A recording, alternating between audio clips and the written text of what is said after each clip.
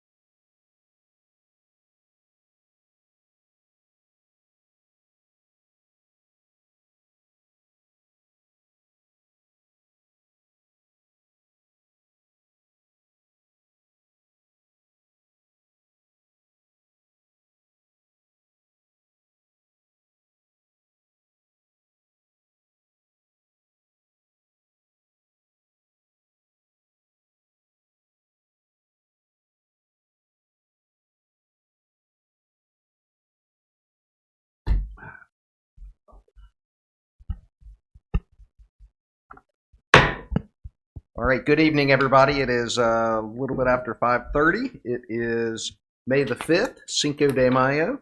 This is the Spencer Board of Aldermen pre-agenda meeting for the month of May. And with that, we will start with our invocation. If you will, bow your head.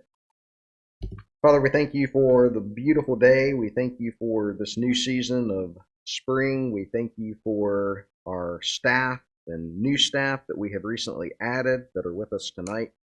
We thank you for the great things that our Spencer team is doing in this community, all because of your guidance and your wisdom. Lord, thank you for this board that sits before me, for the work that they do, and the vision that they have to move Spencer forward. Amen. Please rise for the Pledge of Allegiance. I pledge allegiance to the flag of the United States of America, and to the republic for which it stands, one nation under God, indivisible, with liberty and justice for all.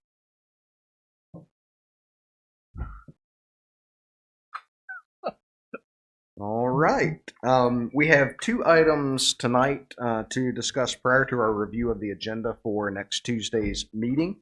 I will make a note. You do have a note that was from a citizen before you that I would also like for everyone on the board to be aware of tonight. And we've also gotten a few other complaints. Be sure when you're talking that we're talking into the microphones. Even when you're looking at other people, if you can kind of talk into the microphone like this, because on the website it is very, very difficult to hear anything if you turn away from the microphones. Okay, and so we will now move forward with holding a budget workshop, one of our first budget workshops for the upcoming fiscal year. Mr. Franzese and Mr. Softly, I'll turn it over to you. Thank you very much, Mayor and members of the board. Good evening. And what I'll let you know is we've got two parts of this. Part is an overview of where we're headed with the budget, but we also have a discussion of the town's ARPA funding. And to assist us with that, we have the team from Central Carolina on via Zoom. Looking towards the back of the room to confirm that that's the case. Okay, yep. So if they are available now, and if you'd like, we could head into that part of it first and then go from there. That works for me if it works for the board. All right, I'm seeing nods. Okay. And so on the Zoom screen, you'll see Kelly Weston and Nina Barrett. They are on the staff at Central Line, and they've been helping the town of Spencer and others through navigating the process of our federal funding. And they were here last week to work with the staff on spending plan process, and we're following up tonight with y'all, and we're excited about what this opportunity presents to the town. And so with that, I'll hand it over to Kelly and Nina. Thank you, Peter. Is it okay if I share my screen? Yes. Will you all be able to see that? Okay.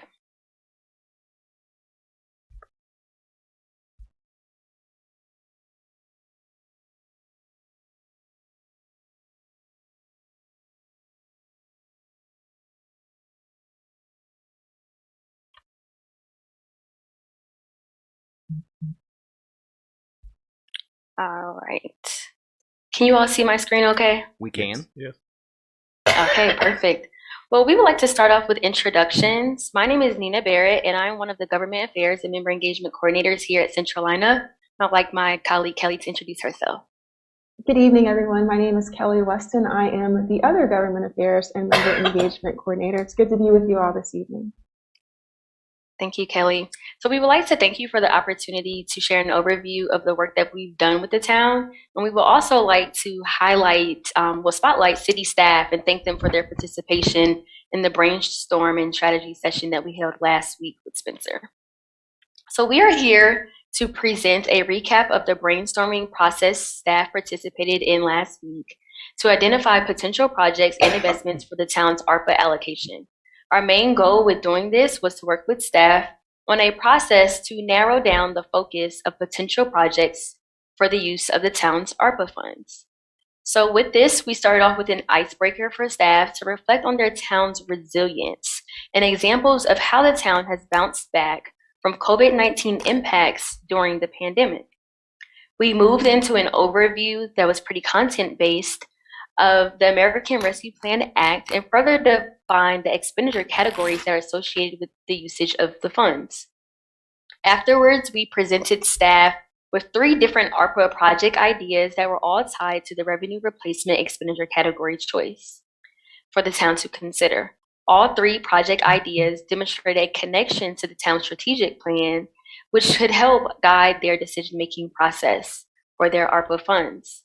We then divided staff into pairs and discussed their thoughts and reactions to the ARPA ideas that we presented to the teams. Teams came back and they were able to share their thoughts and report it back out. The next topic was centered around those supplanted funds.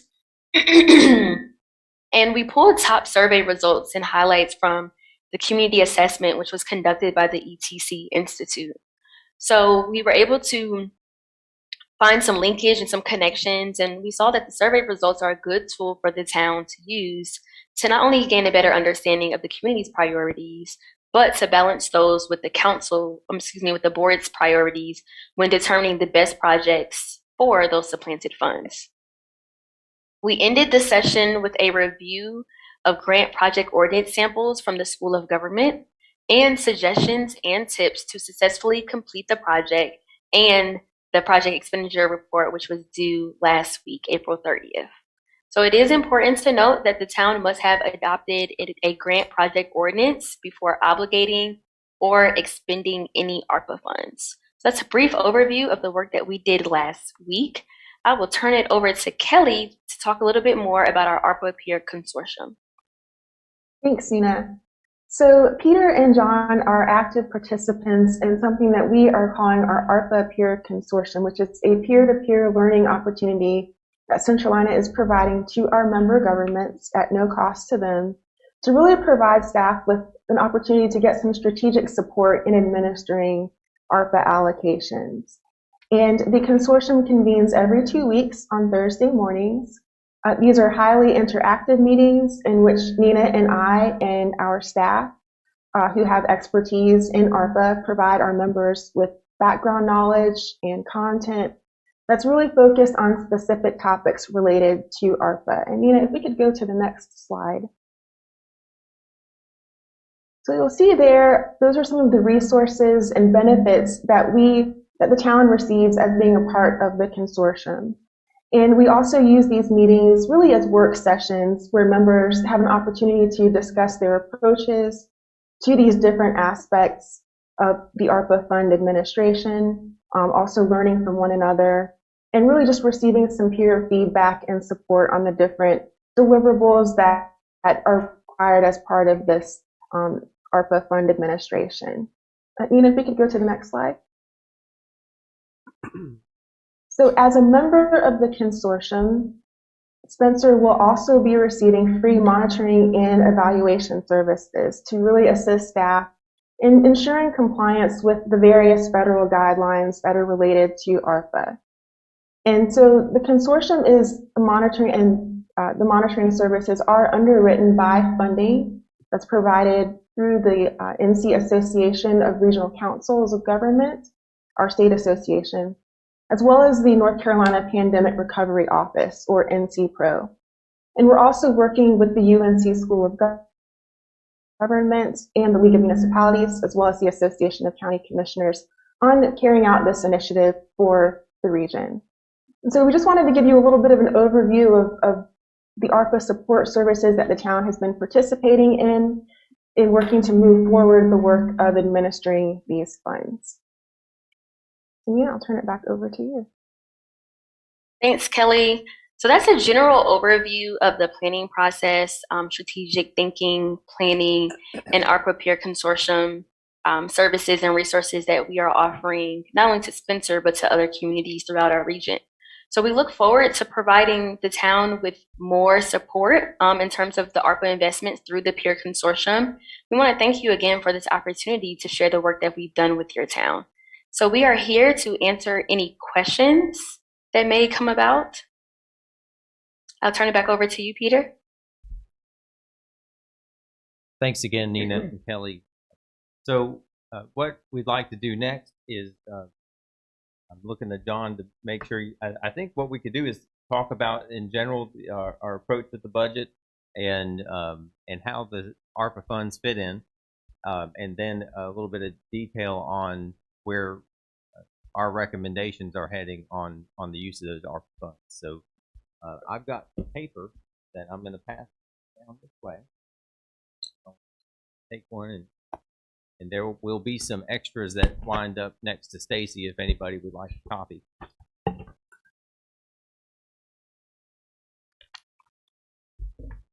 Over the last several weeks, our departments have worked to provide estimates of what they need, in their opinion, to operate for this next fiscal year.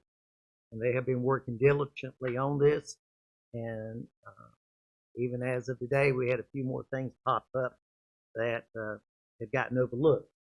You sent me, Peter. But so we have gathered that. In the meantime, on a separate track, we've also been working through looking at all of our revenue and making projections there. Obviously, probably the two most important revenues are those from our property tax. One of the things that Rowan County has done, and they have done this for the last number of years, is they do send each government unit in Rowan County a projection of what the values are, what the revenues will be. They also do the same thing for vehicles, what you anticipate for vehicle tax. So they give a very detailed look at what taxes they anticipate billing and what they recommend that each unit puts in their budget. And that's what Spencer has included, and that's what Spencer has done the last several years, is those numbers. Then the other big item is sales tax. And so far this year, we have received about 15% more in sales tax receipts than what was received last fiscal year. The North Carolina League puts out a projections that gives us guidance on what we can anticipate for the remainder of this year. More importantly, what can we anticipate next year? So all that's incorporated into the budget. And again, those are probably the two largest items that drive our budget and where our revenues come. Yes, there's lots of other ones. Probably the other most significant one would be the fee that the town charges for garbage collection. And the town receives a little over $200,000 annually for that. But those are the biggest ones. Most of the others are really quite small. So, as of first thing this morning, I sat down and took a look at what were the requests that we had from departments in the system. And if you look on the sheet that you gave me, that I passed out, currently we have $4,577,104 in requests, as opposed to last year's adopted budget, which is just above that, a little over $3.7 million. Now, within that almost $6 million, there are $473,000 of projects that, as we have been talking about the ARPA funds and how they will be utilized potentially, the budget included $473,000 of items already in there. So I have backed that out because that's going to be a separate discussion as far as what items we want to include. So when I back that out, that brings us down to $4.1 million, essentially. Now, this year, we're projecting $3,462,746 in revenue. Now, that does not include fund balance appropriation. That says in revenue. And that's up a couple $100 over last year for those same items. So we've had healthy revenue growth this year. Very healthy. Now, that still leaves $641,358. Now, last year in the budget, it was $472,594 budgeted. Now, if we just assume that we use the same amount out of fund balance as we did this year, I still would have a gap of $168,784. That's the number, when I look at, that has to be trimmed in some way, shape, form, or fashion. Now, it's possible that maybe when I go back and review revenues one more time, something will jump at it. It's not going to be 100,000. It might be a few thousand here or a few thousand there. It's not going to be significant. And so that's where we're at the moment. Now, I thought it'd be worthwhile having this as information too. 1 cent of property tax based on the proposed valuation that Rowan County has provided us would generate about $24,540 for every penny. Also, the other charge we have, which is garbage fees, 1 cent there would be worth about $15,000. $1 increase would generate about $15,000. And one other item, since fund balance, I mentioned that earlier, since FY20 through this current projected year, which we'll be finishing up in a couple of months, we've had at least $455,000 growth in fund balance. And actually, I think that's conservative because right now I'm only saying $100,000 this year. And unless something changes, I think it's going to be more. But conservative, I think it'll be $100,000. So we've had a very robust increase in fund balance. So as you take a look at it, and as your manager takes a look at that, I don't think it's unreasonable or unfeasible to look at appropriating funds a similar amount to what was done at least last year. So with that, I'm happy to answer any questions. Again, I do want to thank the departments for keying in their information. One of the things that the town is doing this year is utilizing the software from Southern Software to actually put the budget together. It's a whole new process. Everybody had to learn how to do it. It's been a learning experience, but everybody got the information in, and I want to thank each and every person who worked. So I always you're have a ready for question. questions? Be happy to take questions. I have a little more detail that I'm going to jump into, but happy to take a question at this time. Okay. Well, one of the questions I had was, do we have any provision in this budget for the matching money that we're going to have to fund with the grants that we're getting? Because we have a grant that's for $500,000 that we're going to need to match. Is that correct? So I can go ahead and answer that. That is assuming we get that grant, and we will not know about that until July. And again, as we've talked about with the Parks and Recreation grants that we're trying to get, none of the ones we have right now have required matching, Right. except for this upcoming 500,000. And again, one of the things we've talked about is making a commitment as a board and a town to going out and raising Right, so- private funds to leverage to offset that. So yeah, I think it may be that from a Parks and Recreation standpoint, we do need to budget some investment as a town into those projects. But as far as that 500,000, that matching, I'm fully committed to working with the board and the town to make sure we raise that privately. Okay. And then also the payments on our mortgage, is that figured into this? It's included. Okay. All right. Thank you. And I've got one question. So we're talking about fund balance. So, and Peter and I have talked about this a little bit. You know, there's this fundamental question about, do you continue to grow your fund balance, or do you reinvest that in the town? My personal opinion is that those are taxpayer dollars. And so because the taxpayers are making that investment, we should be investing that in the town as opposed to it just sitting and growing in a fund balance account. The other thing with that is they're paying taxes based on a certain rate of money, which that money becomes less valuable in the future, and projects become more expensive in the future. So, you know, one of the things we obviously need to have a healthy fund balance. Obviously, we're way above any state minimum threshold, but I guess my question is, you know, that healthy range is anywhere from 30 to 50%.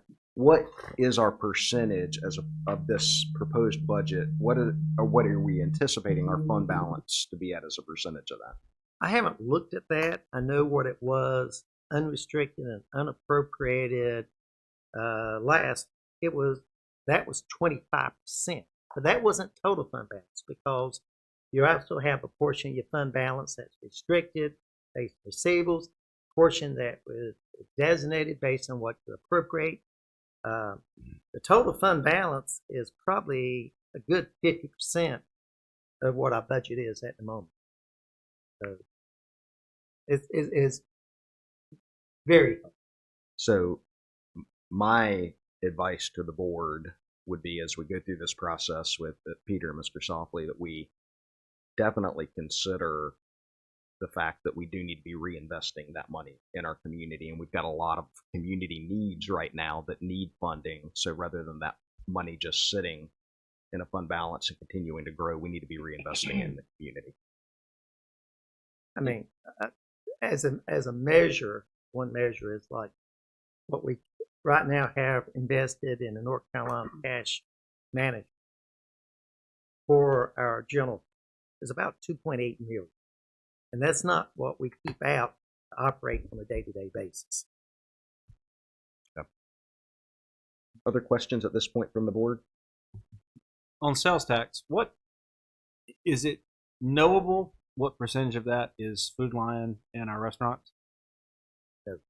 Okay, because I guess my concern is that driven by inflation, and at the grocery store and at the window, and not necessarily sustainable moving forward. Maybe it is, but hopefully not. I mean, I will say that sales tax is a percent of sales, but food items is not taxed at the same rate as most items.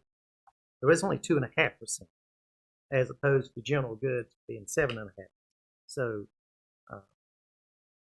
it has increased. We've seen an increase in the last 2 years. The increases we saw was even before inflation started kicking in. Unfortunately, but it's fortunate in another way, as prices go up, people pay more in sales tax, which means we end up with more money. So I'll add to that. I think what we, and I can't say this for certain, but I would say that one of the largest drivers for the increase that we've seen in sales tax is e-commerce. Because if you purchase something from Amazon, we get the sales tax here locally. It's based on point of sale, not, so if a sale is made online from a Spencer IP address, then we get the sales tax for it. And the online sales tax taxation, which started a couple of years ago, truly has been a drive. It truly has been a drive. And initially it was like a bonus, but now it just keeps growing. So every time one of those little blue boxes shows up at your doorstep, you've helped Spencer out. Welcome to town. At least that's what my wife keeps telling me. So one note I'll make about the earlier question on park matching is that project is handled through a separate project fund rather than through the general fund. So that's the other reason why you wouldn't see it showing up in the numbers you're seeing today. But it could be that there will be a point at there's some amount that the town will likely be contributing in, unless we have a way more successful capital campaign than what we're already thinking. But if you think about the town park and some of the other recreational amenities, the Greenway idea to the Acton River, over time there's going to be some investments that the town would make, and those would happen through project funds. But that would look like a general fund transfer to those projects as we continue to plan those and build those out. I would like to give you, not that I'm going to get into the full budget recommendation today, is that, again, we're at the request mode, but I want to give you some trends and some key things that are included in these numbers you see. Of course, and I'll start by also appreciating to the staff and to John for his assistance through this process, and look forward to continuing that over the coming weeks. But one of the biggest parts of our budget is, of course, what we have to do to provide the services, which is employ people. And so I want to let you know about a few trends in that area that are factored in into the request at this point. And of course, the next step is that it goes through the process of going from request to manager recommended, and that's where we get it balanced for your consideration. But at this point, we're heading towards a structural adjustment to our pay plan to stay competitive with the market. What we've seen over the last few years, not just from the cost of living standpoint, but what we're seeing from our peer organizations and where they're headed in the coming budget. We do have factored in these numbers a 5% structural pay plan adjustment and a corresponding increase to current salaries. That would take effect July 1. It would also continue funding of our developmental increase program that moves folks along their salary band as they're progressing their careers. That's worth approximately 3% from the current salary line. In the current year budget, we have a bonus program for full-time staff and part-time staff of $600 and $300 holiday bonus, respectively. This budget has programmed in a slight enhancement to that, going to $800 and $400. Some of the other more operational items that are already programmed in is a robust events budget to include some significant funding towards the Winterfest, funding for strategic property purchases, especially around the recreation. From a position standpoint, moving to a full-time office assistant for town hall here. We currently have a part-time position. We believe there's a good opportunity to move that to a full-time position and add some capacity to support finance, planning, and the general services we provide to the customers when coming in the door. Programming in some more robust engineering services. That's factored in right now when development happens and there's a question from a developer about how something lines up with the technical standards. We don't really have an ability to answer that with a professional engineer's opinion, which is what we need. And we would like to program in funding to have some engineering on call for transportation, utilities, etc. So as development picks up, which we believe is going to happen, that's going to be more and more important. I don't think that's something the town has faced in the past years as much as we're going to see going forward. Programming in replacements of PC vehicles, police vehicles. We have a need for a garbage truck coming up. We have the fire station addition project. We think it's possible to proceed into the idea of architectural and engineering services to start planning that project. Library maintenance to include exterior painting and getting into a window replacement process. And then what you see is on the general fund. We also have the Powell Bill Fund. And so we're heading towards a substantial resurfacing program for next year's budget. To give you a number, we're looking right now in the neighborhood of maybe $120,000 worth of resurfacing in the upcoming fiscal year. And that would use the current projected Powell Bill revenues, but also appropriating some Powell Bill fund balance because it has a fund balance of its own. John, I think you saw it was sitting at $250,000, $300,000. Yep. And we think maybe $60,000 to $70,000 of that injected in to the Powell Bill Fund can allow us to do $120,000 worth of resurfacing. If that number sounds too high or too low, now's the time for some feedback because, again, you heard with the fund balances just for Powell Bill, we could apply some more of that potentially or less. Of course, we do want to maintain a bit of a fund balance there as well in case there are issues that pop up that we need to deal with. But that's kind of a high-level overview of some of the trends and things that are already programmed into the numbers you see. And happy to answer any questions. And the next step is talking about how the ARP funds factor in. Question? Yes, Yeah. Mr. Miller. I understand that you're saying you're going to increase the salary from a part-time to full-time employee out front with one secretary.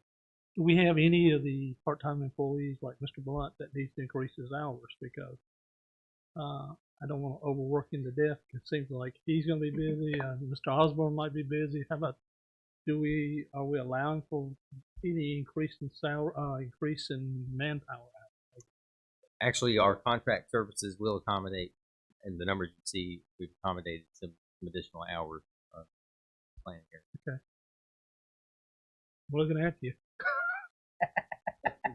I want you to get paid at least.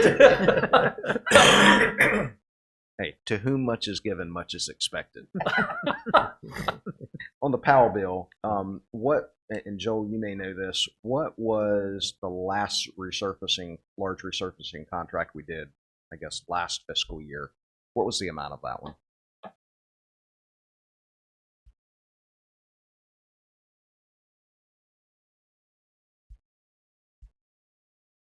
Okay, so similar to what we did, which was a good program, but we've got to keep in mind and consider that asphalt costs are much higher right now than they were previously. Absolutely. So we're not going to get as much done for $120,000. So I guess the question to the board is, do we need to look at increasing that so that we can accomplish a similar amount of resurfacing with this next one?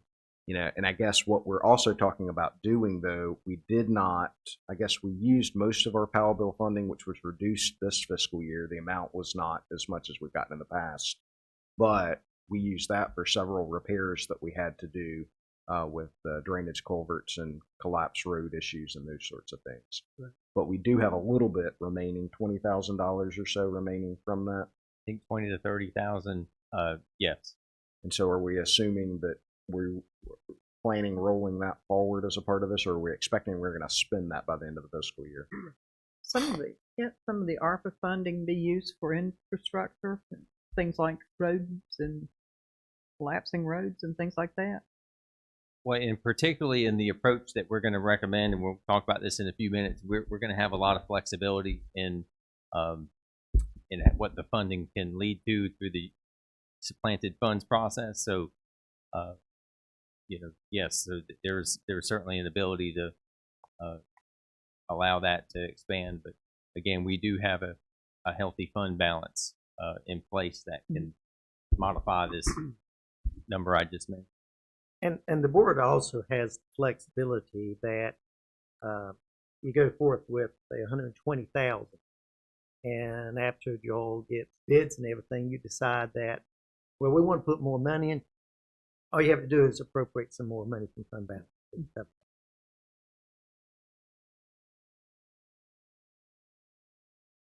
So something to consider. I mean, one option would be to go ahead and program it in now, based on Joel being able to provide what the increase in asphalt costs are, what we're seeing from the previous contract, and basically plan that percentage increase above and beyond the 120, which would be one option. The other option would be like Mr. Softly says, and that's to budget it in at 120, and then if we need to come back, appropriate fund balance. I guess personally, I want to see us accomplish at least as much, if not more, on the resurfacing than our last big contract last fiscal year, since we really didn't do any resurfacing this fiscal year because of some of those major repairs we had.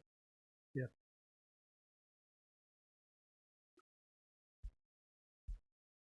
So what is the direction from the board to Mr. Franzese and Mr. Softly? Is it to increase it? Go ahead and increase that amount. I think we are to at least go with 120,000, like we said, appropriated. And if we do see that there is a need, then we appropriate it out of fund balance. Is that the approach the board wants to use, or the approach that we go ahead and plan in a projected increase? I say plan projection. I think that's a concern that a lot of citizens have, and I think they will be happy to see some paving service.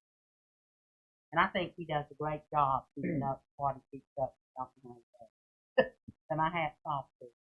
But we've got some roads in pretty rough shape right now. People are complaining about the cars getting messed up, going up.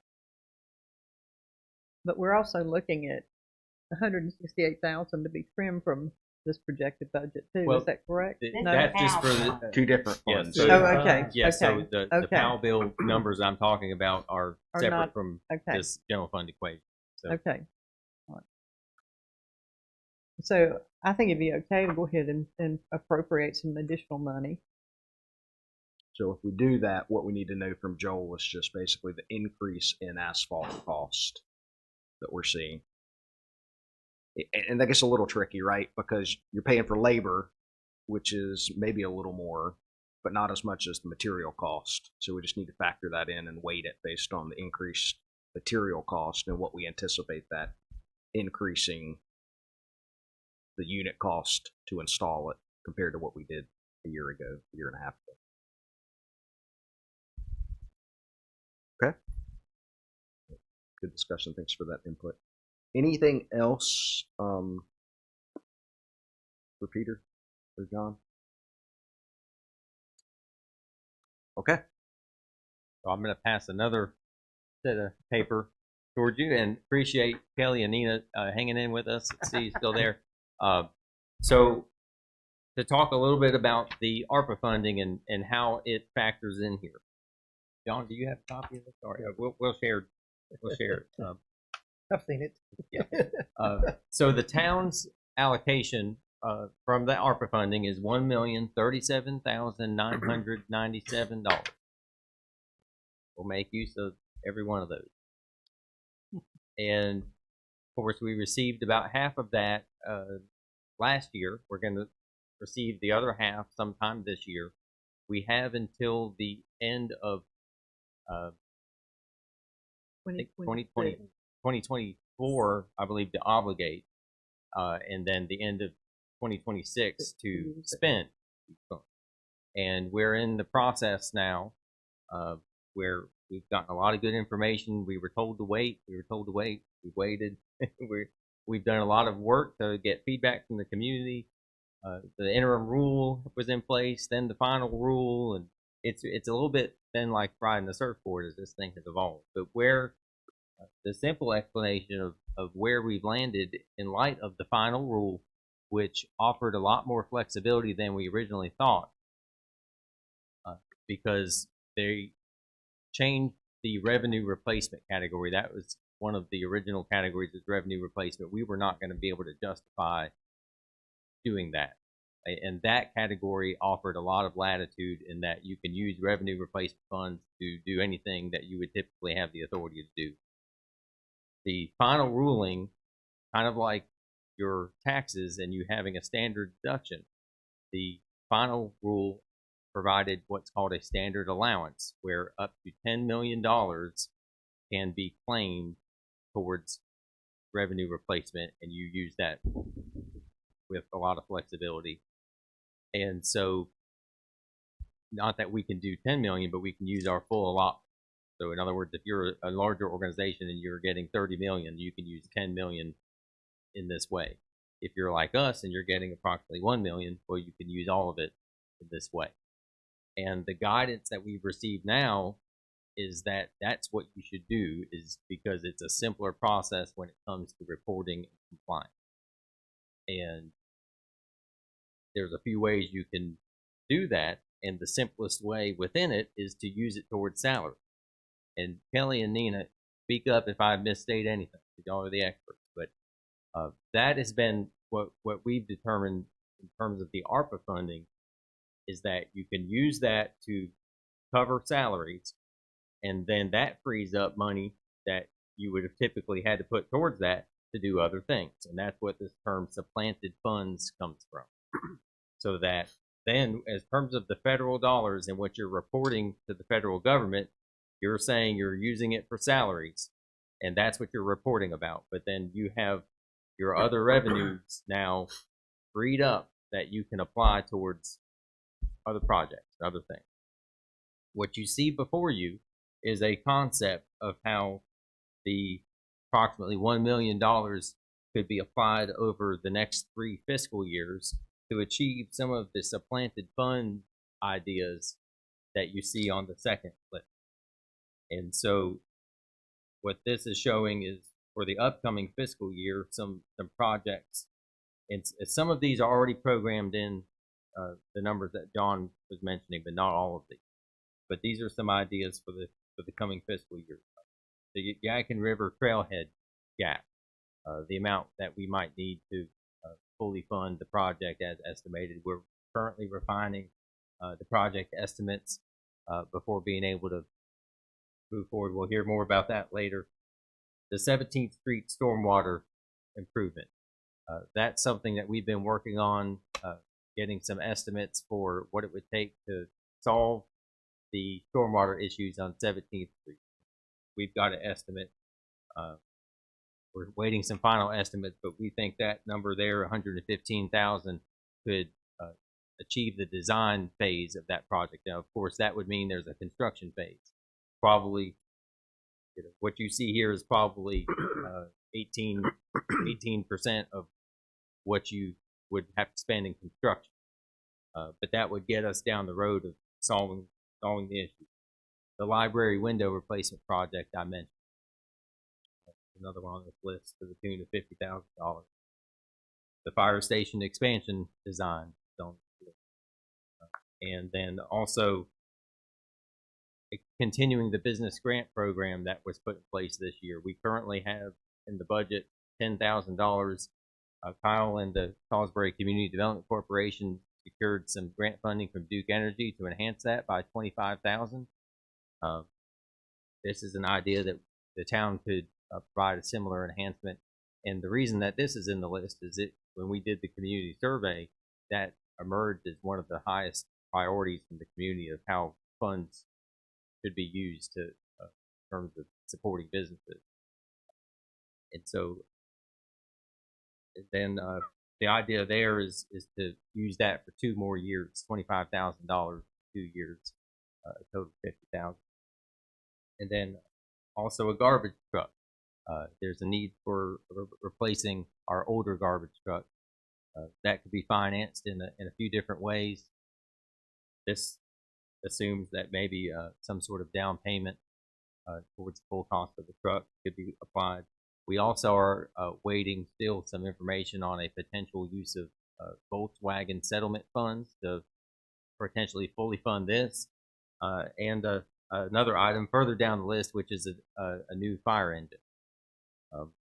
And then also you'll see in the list town park local match, and I mentioned earlier about there may be some investment and how that would flow through a project fund, but this is an initial sketch based on feedback from staff about some of the projects that we think this funding could help achieve.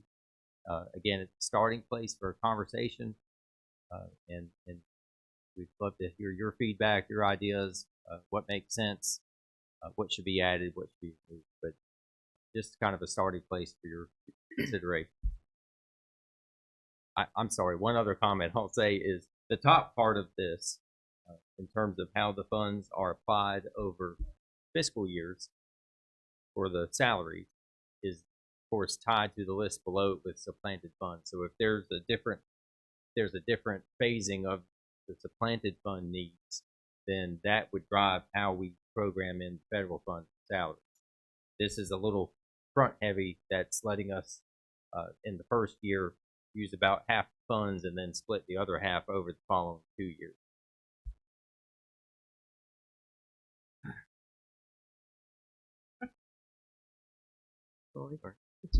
Does the board have any input or feedback on this? I've got a couple of questions. In our haste to get money from the government under the American Recovery Plan, I got into a big discussion, I should say argument, with a gentleman who belonged to the League of Municipalities. And I asked him bluntly, where is this money coming from? In the American Recovery Plan, where the government, where is it getting its money? Are they just going out and printing it like they are doing now, because our dollars are really not worth squat? It all comes back down to taxes. It's almost like robbing Peter to pay Paul, passing it down from one generation to another. And there's nothing in here in terms of how to repay that. So I would like for someone to explain it to me. Maybe I'm an old ignorant bunny, but I'm a very staunch conservative, and especially when it comes to other people's money. So would anyone care to alleviate that or answer that? I think it's all well and good, that we plan for the future, but with everything that's going on in this country right now, I mean, we're looking at inflation that has never been seen before. We're looking at prices. I just watched the gentleman down here at Circle K. Every morning I go by there, and it just seems like it's a crapshoot. It keeps going up, and going up, and where does it stop? Sooner or later you're going to reach a level of unsustainability. It's a great housing market out there now. It's a seller's market, but it's unsustainable in the long run, because I don't know of too many people that can afford the rent now that's being asked for them to pay, even for a rental property, much less a house. So again, the gentleman that I was talking to could not tell me. Again, the government gets its money from us, from the people. through taxation. So my question is, it just seems like a vicious circle. And it's inflation keeps going up, and our taxes keep going up, and we're asking more and more money from the government to cover our butts in terms of the things that we do. Somewhere in there along the way, you've got to think, well, where's it all headed in the end? So, Mr. Morgan, point well taken. And while I appreciate that, the issues that you speak of are at federal level.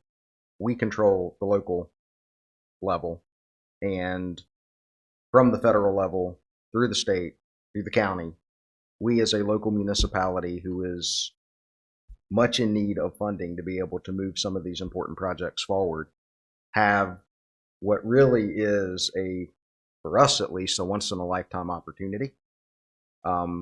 So, we're not responsible for how those funds ultimately happen, but we are responsible for how we use them. And I think that's what we need to be considering. We've got several important projects before us here, and there are probably others.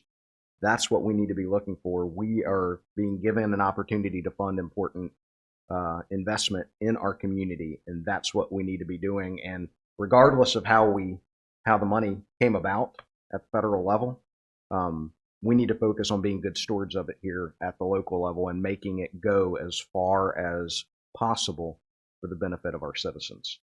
And so, that being the case, I'd prefer that we try and keep politics out of these decisions at the local level so that we're continuing to move our town forward, regardless of what's happening outside the limits of our town.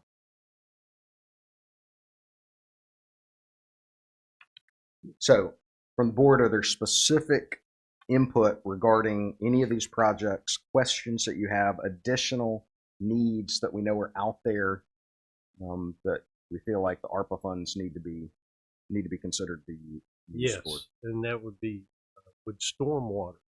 We would continue to be plagued as years go by. Granted, we've got 17th Street stormwater improvement design, but there are other areas too. Okay, and people are still being allowed to build houses on floodplains in the area.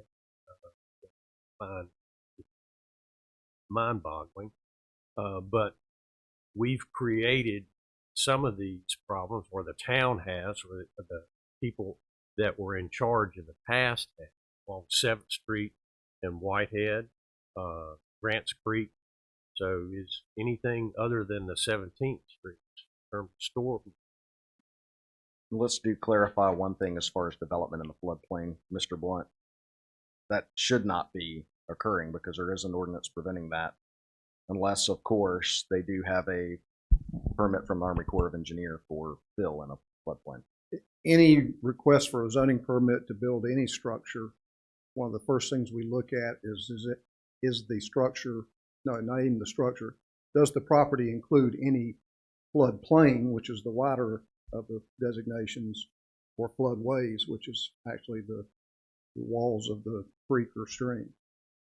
If there is any of that on that property, even a small sliver of it, then they have to go to Rowan County and get a flood permit.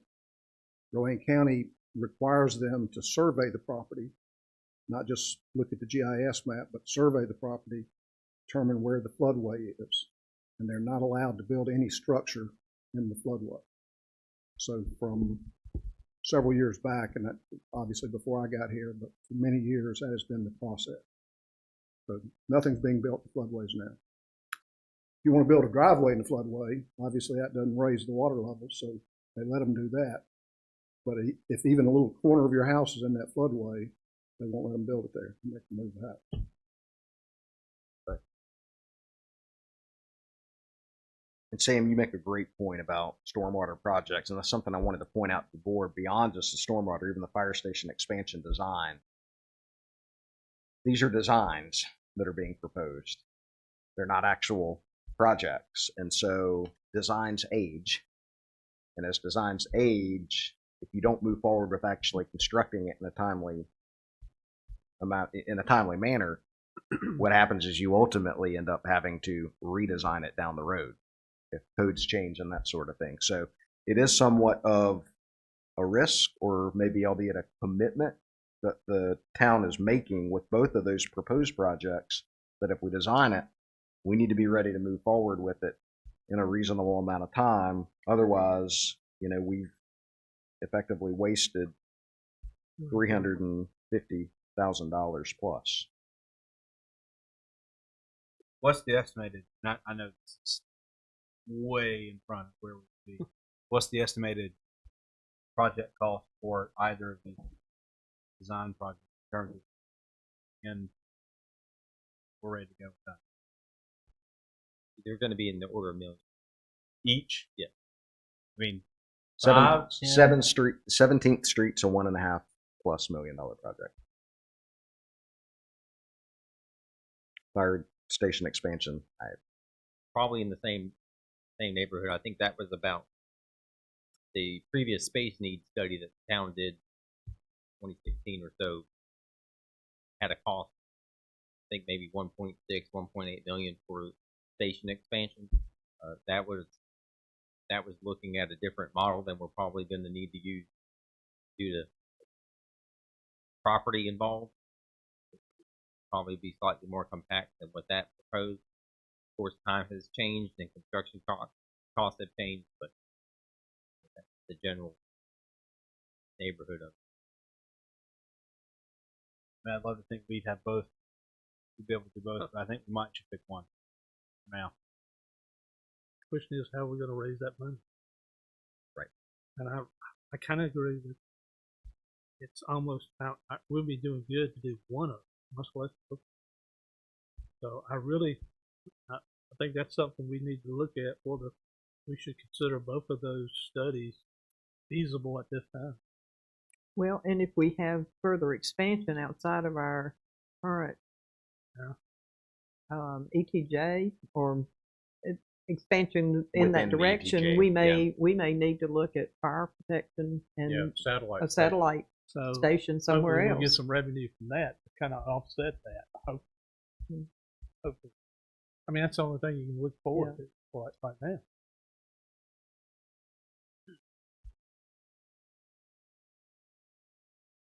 So, saying back to your point about stormwater, I think, now Joel, you may be able to better speak to this, but the most pressing project is 17th Street at this point in time.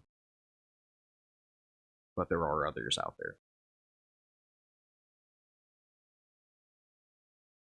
Obviously, it's a lot of money, over $1 million, but that gets spent very, very quickly when you have a variety of these different projects. And so it goes back to how can we stretch those dollars the farthest to make the biggest impact in town. Personally, taking a third of that and putting it towards design, to me, maybe isn't the best. It's not getting stuff in the ground. It's not directly benefiting citizens, but you've got to do it. It's a necessary evil that has to be done before you can actually start that stuff. Yeah, I agree completely. But again, the question is, can we do both at the same time? It's a great question. I will say that the one advantage of the fire station is because you build in a hard structure, a building, that you can finance. And you can finance it over an extended period of time. So that's the one thing you don't have to have all that money up front. That's true. I wonder if $50,000 is reasonable for library window replacement. I mean, I think I spent $19,000 replacing windows at my house. We have gotten a quote on that, though, haven't we? Yes. Yeah, and we received it originally about a year ago, and it led to our process that we kind of settled on, that we would be focused on some exterior painting in other areas, and rather than trying to repaint library windows that need them and will continue to need them time and time again, investing in some of these replacements. Now it was, but that it was a rough estimate that we got, but that was where that number came from. Now, we had some money set aside in this past budget to do some work at the library. What was that? Yeah, that's the exterior painting. Okay. We had been waiting on that to get started because of the issue with oil-based primer. Okay. Supply chain.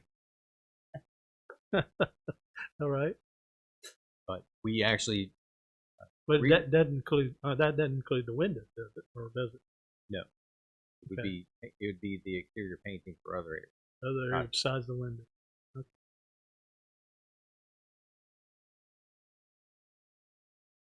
So beyond stormwater projects, other needs that aren't identified here on this list. I guess, I mean, I'll throw out two just so that we have it on the record. The other was, consideration of, at some point, expanding the access for the library, whether that be the upper floor being used for a community space, Yeah. with the which use would of a require an elevator. elevator. Right. So, I mean, I think that's on the list of future projects. The question is just to what priority does it rise? And then the other was, we did have the opportunity to tour in Concord their business incubator and their nonprofit incubator space that they had. And so I guess the question would be, at some point there's got to be an investment from the town to help make that happen and start it up. And is that something that we should consider as well? An initial investment to get that off the ground and running. I think from a long-term standpoint, that type of investment will yield much higher returns than what you have to put into it by developing strong business leaders in town and also strong nonprofits to serve the community. Are there others? We could go on and on, I know. Housing, Yeah, housing, affordable. affordable housing, low-income housing, maybe. I mean, The grants we talked about in the last meeting are potential future grants.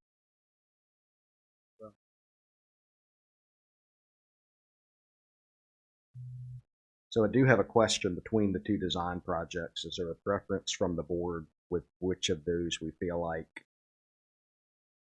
should move forward first? Does one rise to a higher priority than the other? I would say the fire station.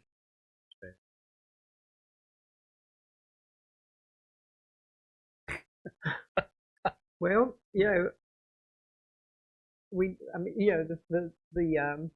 the flooding is an issue too. I mean, we've called it 17th Street, but it's more than just 17th Street. I'm kind of torn because I think each neighborhood is very important. I'm not trying to side with the fire department or the 17th Street. You got to look at how the money is invested. Does it come back and affect as many people as possible? And again, those people on 17th Street have suffered over the years, and I understand that issue. But the question arises, will that benefit the rest of the community? Like fire station, and like Mr. Said that we possibly can fund that through loans and stuff like that would help out a little bit on the cost. But if I had to make a choice, I guess I would kind of tend towards my comrades to the right of me. Probably the fire station would be the most, and funds that would really affect the community the most.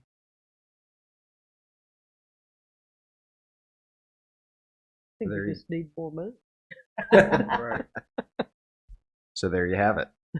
No definitive direction, I don't think, but you have good food for thought. That's a tough choice to make. Well, on this extra business grant, we talked about the incubator. Could we roll that? I mean, $50,000 would go a long way to a business. least it's a good start. Is that something we could possibly partner with the Fester? Aren't they already doing something similar to that? I think I've read something. I know Salisbury was discussing it with the county, but that has Okay. not moved forward, Have which it- is part of the reason for the need where we feel like we could step in and serve that, at least for the northern part of the county. Yeah. Well, Might and when you we're, Fester be interested in doing that with money that Perhaps. We've got, we've got a place set up. It's something. Okay. Anything to help censor, help defense, anything to help defense, help them. Agreed. That's a legal, right. All right. Anything else from the board?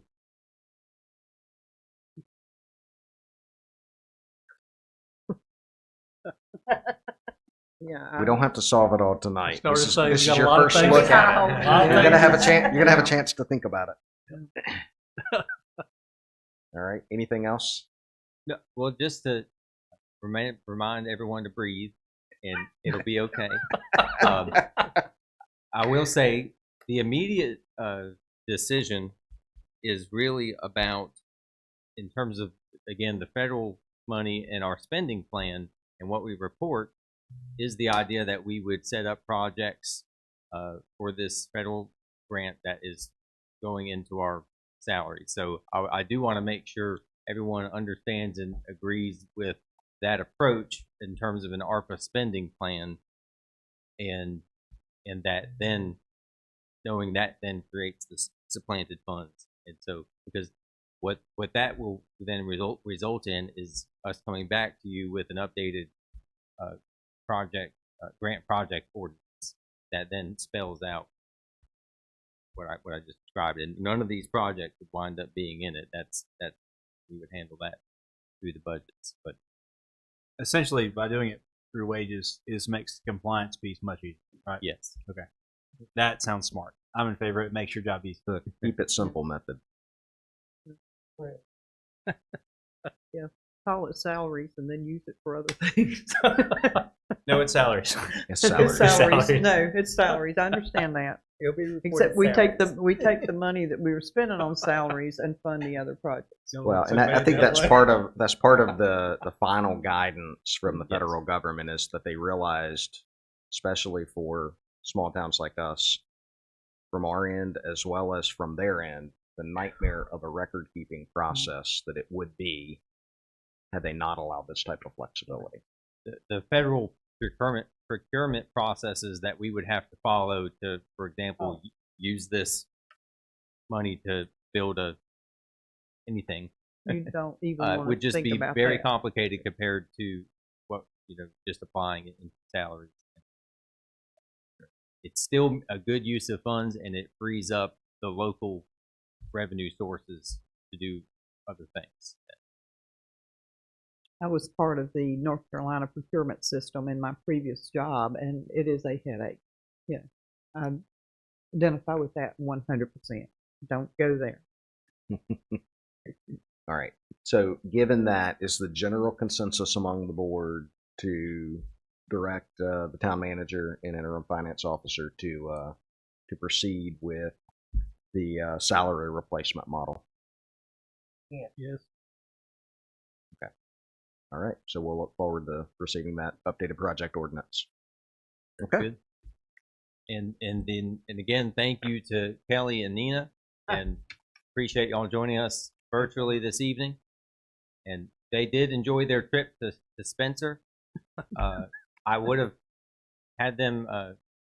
I would have taken them to Roger Dog's for lunch, but that was during the time when Roger Dog's wasn't quite open. So, I don't know where they wound up. I started giving them probably too many other suggestions while they were in this neck of the woods. But we appreciated you taking the time to come visit us, and I did let them know. We've been having a lot of virtual meetings. There'll be times, hopefully, that we'll be able to get together in person. And I said, Spencer is happy to host meetings here in our space. So once they saw it, they understood that might be a good idea. I'm just disappointed, Peter, you didn't show off your culinary skills and provide lunch for them. I'm interested to how you have any idea that I have culinary skills. I don't. Kelly and Nina, thank you so much for being with us Thank you tonight. very much. Thank you. Thank you. Thank you. Thank Thank you, Mayor Gordon, Peter. Have a great day. Bye-bye. All right, very good. So we will now move on to a review of our upcoming agenda for next Tuesday evening. Again, I will remind you that as we go through this agenda, if there is anything, business items that we want to move to the consent agenda, please let me know and we will add them to the consent agenda. Of course, the consent agenda on Tuesday night, if there's anything that you decide that you put on there that you want to pull from the consent agenda for further discussion, we can do that. We will start off with the invocation. And do I have a volunteer to give that invocation on Tuesday night? I will. Okay. Thank you, Mayor Pro Tem. Okay. And then we will have the minutes for approval. And Ms. Sledge, I believe you have had a chance to review those minutes. I have reviewed some of them, Okay. and I just sent the last one to Stacy today. I apologize for being so late getting those over. You've had a lot on your plate, I know. Okay. Very good. I know. Take your head at me, Steve Miller. So we have not then seen the final No. edits. No, she just got Okay. got the last one. Okay, today, so we will hold on putting those on the consent agenda then, and we will actually I can consider I those can, on Tuesday. yeah, we should have a chance to see them.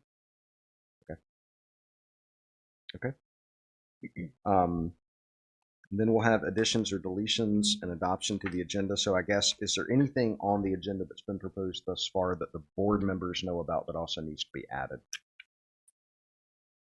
About the comment. We've got, yeah. You got that on there? Yeah, it'll be during public comment. So Okay, the we'll one get the from update. North Rand Chick-fil-A leadership. Okay, Yes. that's on. I know.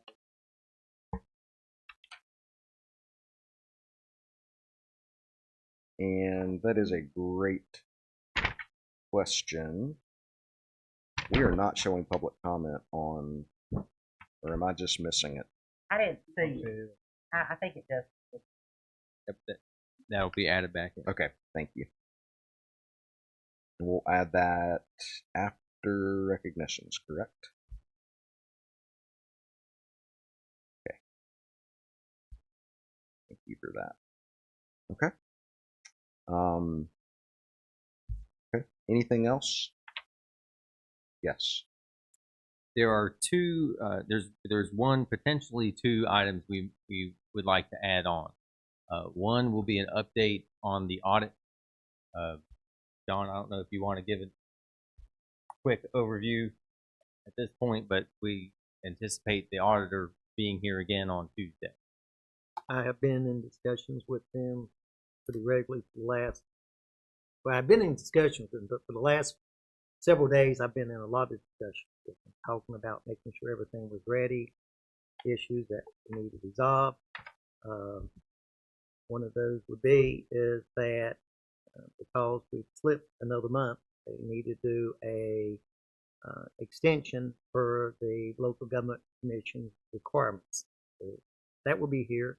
The audit manager will be here, and I believe the audit partner planning on coming.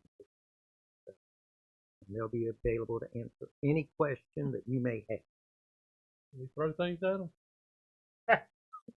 You want to buy one, get one? Maybe you can I answer. will. Maybe you can answer this question for us One of tonight. the excuses is not. When will it be? My dog ate my homework.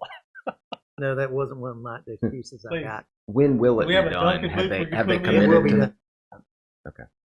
The part of the problem, having written many audits myself, is once you start that process, you write it.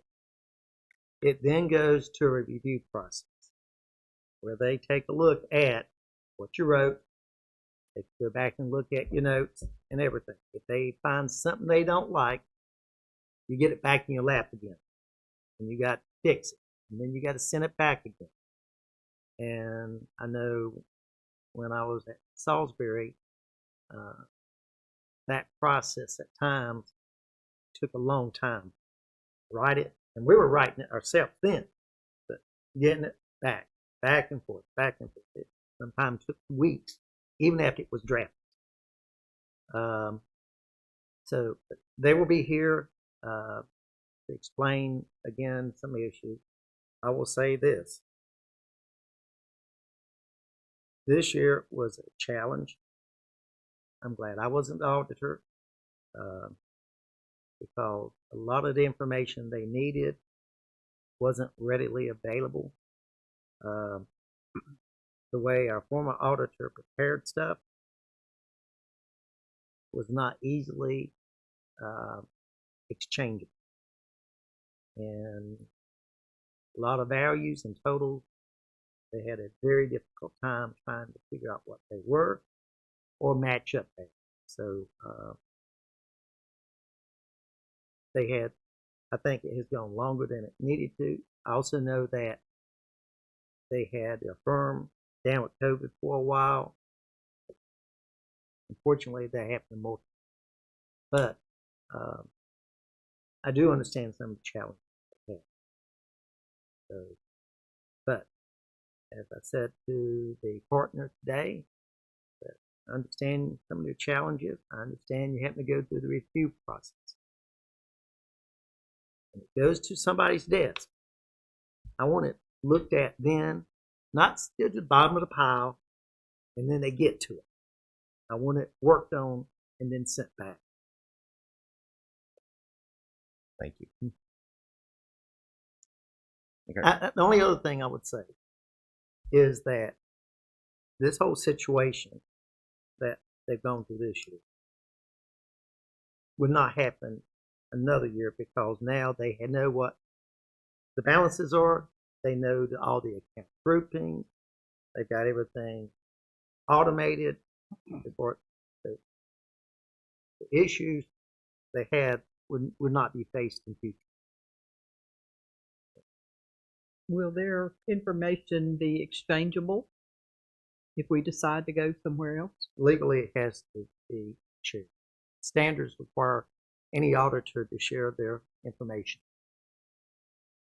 I guess, but based on our previous contract, I guess it was shareable, but it was not in a usable format. And I think that's what you're getting to is it going to be in a usable format going forward so that regardless of who the audit firm is, we don't have this issue again in the future? I would expect it to be fully usable. And so maybe that's a question we ask them on Tuesday. Because at some point, you change auditors on a regular basis. You know, everywhere I've worked, we had them basically usually on a 5-year rotation. Okay. So does the board want to make that item 7, move it as the first thing after consent agenda? Or we could put them at the end. Make them separate. I think we need to get them while we're fresh. Okay. All right, what's the other item? I'm looking at Joe Morris. He may have an update on the Yadkin River Trailhead. And I don't know, Joe, if you want to say anything tonight, standing up, so maybe you do, but the idea being some success in the grant world around the Yadkin River Trailhead project, and we may be seeking some authorization to help us continue moving forward. So go ahead, Joe.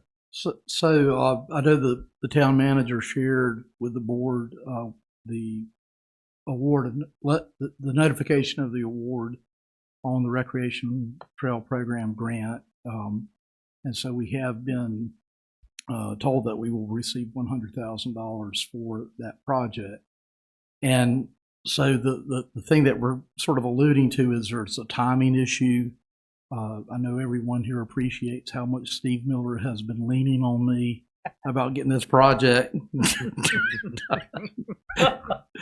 So I was able to get out of his grasp just before this meeting long enough to figure this out. We have sent a message to the Recreational Trails Program and asked them when we can expect the guidance from them and the contract, essentially, that allows us to proceed, because this does involve use of federal monies. We have to abide by all of those standards that are typically associated with everything you can conjure up about the Federal Highway Administration and that sort of thing. But what we may be seeking from the board is an approval to have the manager and the mayor execute the agreement as soon as we can get it, so we can get the bid documents out the door and begin the project. And so we did have a conversation, the mayor and I, just a little bit before the meeting. There may be an opportunity to do the bidding before but we won't be able to begin construction. But that I don't know. I mean, there's some requirements that we need to be told what they are, so that we can ensure that they're in the bid contract information that goes out, or the bid information that goes out to the market. So that is all. Okay. So we want to add that then as a specific item to the agenda to consider as a motion. Do we feel like we'll be prepared at that point? So I don't know. My goal is to have the timeline at least. And if they say, well, it's going to be after July 1st, then there's no urgency. And there's some rationale that would suggest that it would be, although it may be on a federal fiscal year as opposed to a state fiscal year. I just don't know. And so I would probably ask the board to just have as a placeholder an update, and I'll tell you what I know on Tuesday. And hopefully it will involve a timeline for getting the contract in proceed. So, do we have to have all the money in hand before we can proceed on this project? So this particular grant, for example, is a reimbursable grant. In other words, we'll have to expend the funds and submit to the state so that the contractor will be paid, and then we'll be reimbursed. Okay.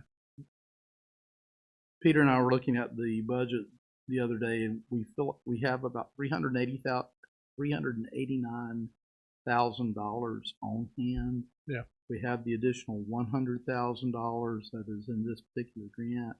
We received a small donation today, so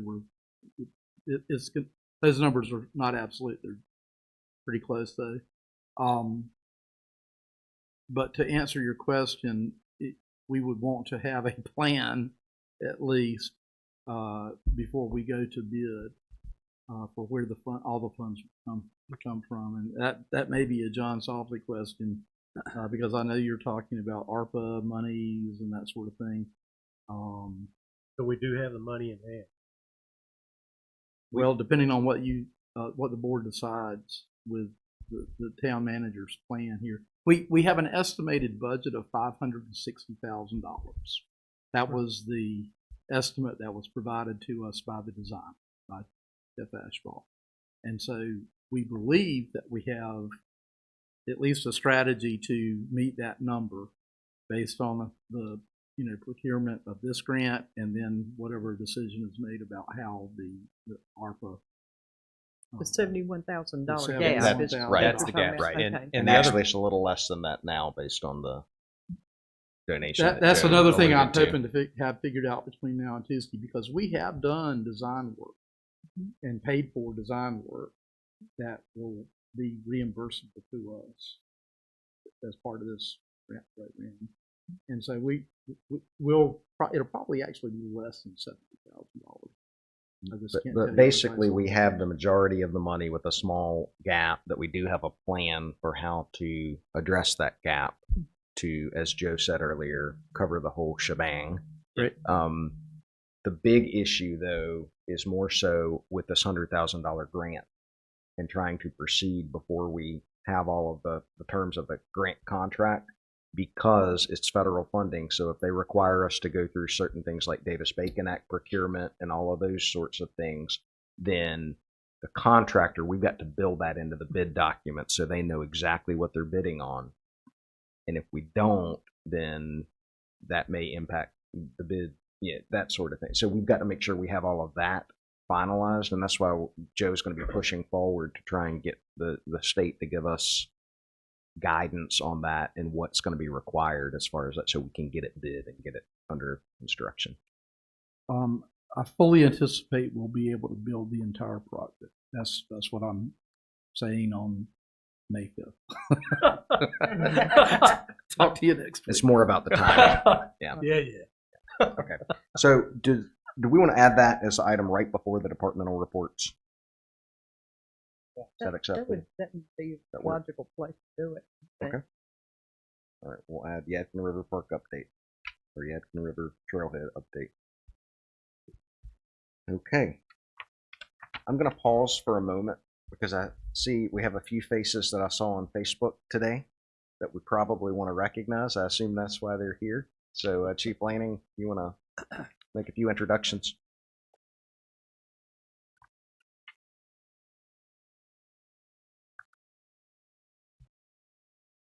Mayor and board, two of these individuals were going to be unable to be here Tuesday. So I wanted to take the opportunity to allow you guys to meet them and them to meet you. Dakota Anderson, he was one of our internal applicants. He's been with us beginning of 2021. Began as a live-in. That program functioning as we had hoped. He went to part-time, and then we were fortunate to be able to get him to apply for the full-time position, which he accepted. Christopher Kiesler, we were very fortunate to be able to get him from the city of Winston. He had been a fireman there for 14 years. Him and his wife and 2 children reside in Clemens. And then Austin Waller, formerly worked for Norfolk Southern. He is a member of Union right down the road. Fire department, been there since 2007. So we are fortunate and blessed to have them. But that goes without being said, without y'all's support, they wouldn't be standing here today. So I appreciate y'all's support for the betterment of our department and the town alike. Well, we are incredibly glad to have you. And thanks for joining us. We're excited about it. And Chief Lanning, I'll say you said that about the board, but it wouldn't have happened without your visionary leadership and determining the need for it and coming up with this schedule that's a pretty innovative solution. And hopefully you guys are excited about that. And we're thrilled to have you. Welcome aboard. Welcome to Team Spencer. And let's just all give them a round of applause.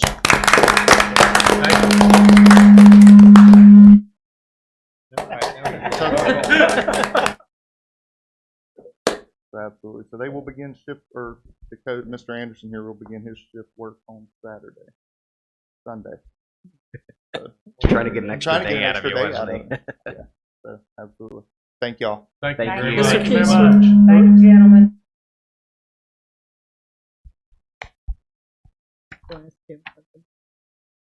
All right. Mr. Kiesler, you don't by chance know an Amanda Kiesler, do you? Okay. All right. Next up for our agenda on Tuesday, we will receive a presentation on the Spencer restriping proposal for US 29. Anything we need to know about that tonight? Not unless you'd like to hear about it. I mean, it's what I'll say is this is the work that the town has been assisted by Kimley Horn on coming up with some concepts for the restriping so that we can give feedback to NCDOT in advance of their upcoming resurfacing project that would go from the town limits at 17th Street all the way to Long Ferry. And the other part of 29 is currently not funded and not scheduled post 2027.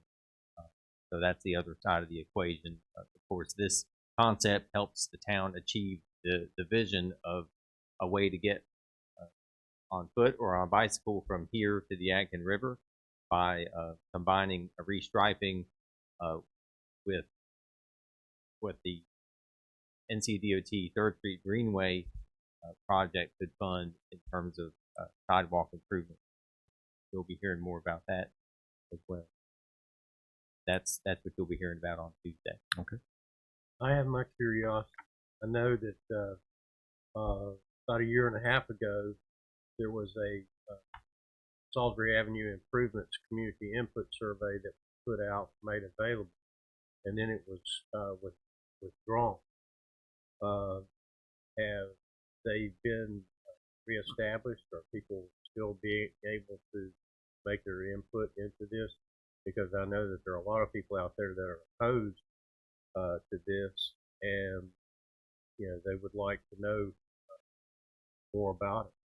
So what you'll hear about next week is the process going forward to include, we would want to have public hearings to allow folks to provide comments. This is going to be an informational item only. You're not going to be asked to make any decisions yet. Okay.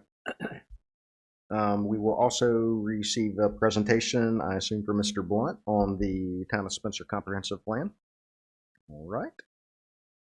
Next item, we will consider appointing a member to the Community Appearance Commission.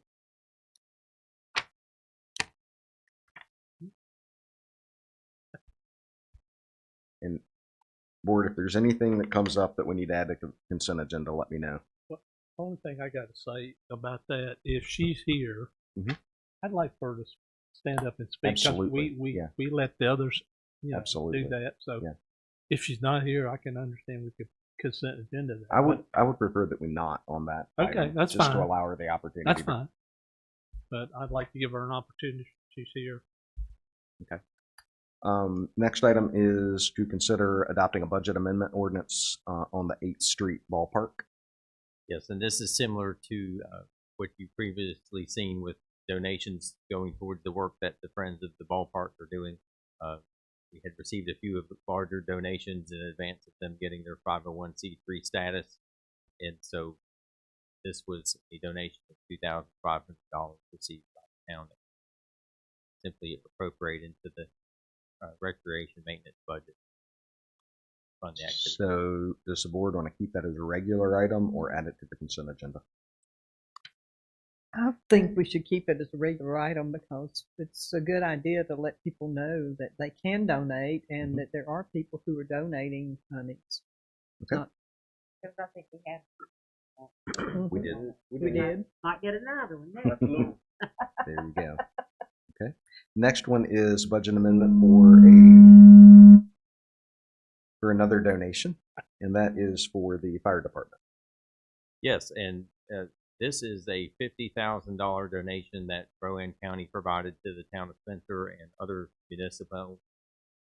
municipalities to fund fire department, and so that's this budget amendment. And you could see on the proposed ordinance where the monies are being applied.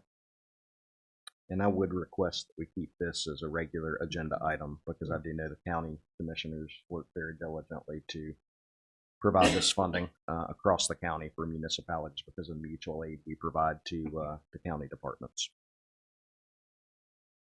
All right, the next is to consider accepting the grant award for the fire department and adopting a budget amendment ordinance.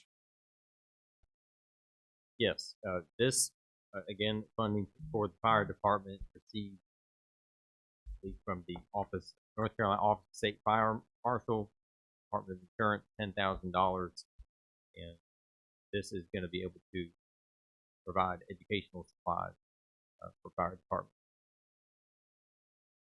Okay, and once again, based on what we've heard from the previous two, I'd suggest we keep this as a regular agenda item. We may need to have a new section in our agenda for grants and awards. It's a great, that's good. Great thing to have.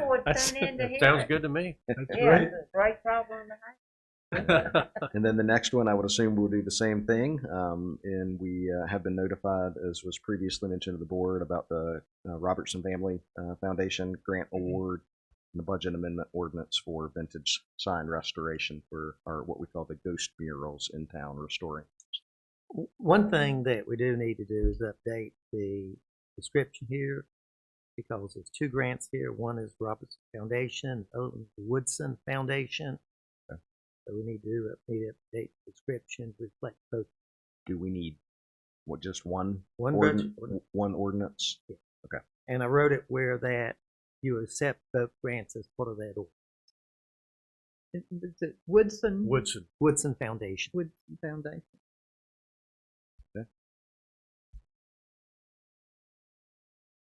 I do want to say, it's great that we're getting all this funding, but what's even greater is all of our staff that are working so hard to put these grant applications together and achieve this funding. I mean, it's amazing. They have a fantastic success in putting the grant together.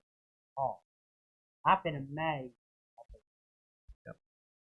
And I would add that these grants in particular, the work was achieved through Sky Allen's efforts, and so we're really proud of her. She's got a batting average of 1,000 so far. Great. Keep her swinging. All right. Okay. Next item is to consider adopting revisions to the personnel handbook for the town in relation to our leave policy. Yes. As you, or most of y'all will recall when you were here last year, and those of you. Do the rental homes consistently get you? This person is in a rental home and they said they've never received. And I said, well, I'm going to check in on that. I said, I don't know what the deal is. It might be because, and it's a rental home that's owned by an agency in Salt. So that might, I didn't know if there was a certain thing that we could ensure that. I got this person's name and everything that I'll give to whomever I need to give. So we could certainly check into the mailing list, and we do have an ability, if for whatever reason somebody's not on our list, to add them and make sure each time we publish that we can update the mailing list. But we'll be able to check into that. And if citizens are listening now and you just want to get in touch with me to have added to the list, please feel free to do so, and I'll make sure you get it. Very good. Mayor, I did two things I was hoping to mention. Under recognitions, I would like to recognize our town staff during that portion, if that's okay. Okay. And in terms of the budget process, we will need to schedule a special meeting for y'all to receive the budget recommendation. I have a suggestion of May 24th as a date, and I'm wondering if that sounds okay to y'all, and we can proceed accordingly. You and I've talked. That works for me. Tuesday, May 24th is the date. Yeah, the mayor and I were speaking earlier today, trying to look at calendars. That's the date that I would suggest 5:30, but Let's do it. but okay. I mean, if you would prefer it sometime earlier in the afternoon, I mean, y'all can let us know. People employed. Okay.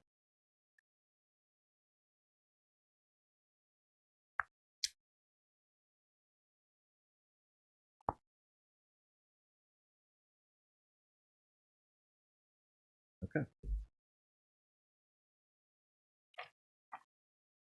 All right, and with that, we will on Tuesday have a need for executive session, so just plan on that. Anything else for the agenda? Okay, hearing none. We do have a need, I have a request to go into executive session for personnel this evening. If there is a motion to do so. A motion by Mr. Muhammad, is there a second? Second by Mr. Howe, all in favor? All right, all opposed? All right, we are in closed session. Thank you all. Hey, Steve. We'll take a 5-minute break.